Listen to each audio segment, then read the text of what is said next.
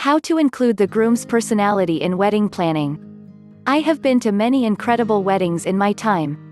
But the celebrations that I remember the most are the ones that include the character and interests of the groom, not just the bride.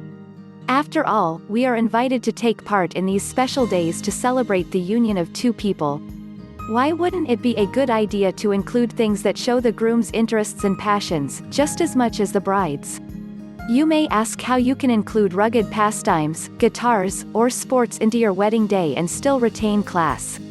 There are many ways to do this and have a lot of fun in the process. I am going to share stories of two weddings that I have attended and absolutely loved. With both of these weddings, could clearly see and feel that you were there for the couple, not just a day for the bride to feel like a princess. The first was an incredible fall afternoon in Pennsylvania. The trees were bursting with deep shades of red, gold, purple and orange. The directions were specific until they stated, once you reach the foothills of Horse Valley, make a right onto the wooden bridge and continue for 3 miles down the dirt road. We ended up at the groom's grandfather's cabin in the woods. The wedding was held in a pavilion that was next to the house. It sat on the edge of a huge lake that had mountains rising on the opposite side that looked as though they were painted in autumn hues. It was breathtaking. At 6:10 p.m., the groom's mother came and made an announcement to the 70 guests that they were about to start. We all took our seats on wooden benches that were lined up along 2 very wide and deep steps that lead you from the pavilion to a large landing overlooking the lake. To our surprise, the bride was the first to appear with her maid of honor. They walked down from the cabin and onto the landing and waited in front of the incredible backdrop of the mountains. For a few minutes I was a little confused. Where was the groom? Then all of a sudden, way on the other side of the lake, you could see 2 people in a canoe. It took them a few minutes before they were close enough to see who they were, but sure enough, it was the groom and his best man. They docked the boat in the sand next to us and walked up, he kissed her on the cheek, and the ceremony began. It was the most romantic thing I had ever witnessed. The second was for a drummer and she is an artist. They had a very small, simple and relaxed wedding in St. Lucia, a beautiful little island in the West Indies. Just a few joined them in their celebration on an incredibly beautiful, breezy day on a cozy resort called Villa Beach Cottages. All of the guests stayed together in a small cluster of cottages on the beach. On the afternoon of the wedding, we met by the pool near a pretty white gazebo. Steel drums rang out lots of fun tunes as we waited for the bride and groom to arrive. About 15 minutes before the ceremony, the groom came out. He wore a very casual, white linen shirt and khaki slacks, no shoes. He joined us for a fruity cocktail, and a few laughs before tying the knot.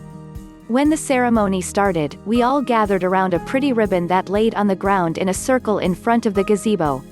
The bride came out with her father in a very simple and airy, strapless white dress that was accented with Swarovski crystals, and of course, no shoes. She was carrying the most incredible Swarovski crystal bouquet. She looked absolutely stunning because in the sun, the crystals made hundreds of rainbows that shined off of her and everything around her. She also wore a Swarovski crystal tiara that seemed to twinkle on top of her head.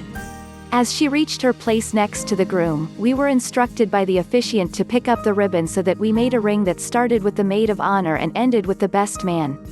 As the ceremony was proceeding, we passed their rings along the ribbon and blessed them with good tidings for the soon-to-be newlyweds. It was so nice because we all felt that we really got to be a part of their special day. After the ceremony, there were more steel drums with a couple of hours of cocktails and a beach barbecue. We chatted, danced, hung out in the sand, and ate incredible food as the sun set over the ocean. It was great because there were no annoying photographers trying to capture cheesy moments to cherish. He left after the ceremony and we were the photographers for the reception. We were free to have fun in whatever way we pleased. After the sun went down, they had lit candles in white paper bags that were scattered all over the beach. And since they had rented the whole resort, we weren't on any time constraints. Some guests were on the beach until dawn. It was truly a blast. For the next 2 days we all stayed on the island and the owner of the resort, a friendly Jamaican man, gave us suggestions of what to do on the island. It's all about the experience, he continually told us. Some of us explored caves, some went sea turtle watching or shopping at the small markets, while others decided to relax by the pool or on the beach at the resort. At the end of the long weekend, the newlyweds saw us off and headed to the south of the island for their honeymoon. It was an incredible trip and one that I'm sure that I will never forget. The point of my article is to show how incredible a wedding can be if you consider the tastes and interests of the couple, not just the bride. In so many weddings, the groom is left in the shadows while the bride takes most of the glory. And let's face it, there wouldn't be a wedding without him. Best wishes, and happy planning, and most important, have fun. Thanks for watching. Subscribe now so you don't miss out on more wedding tips and ideas.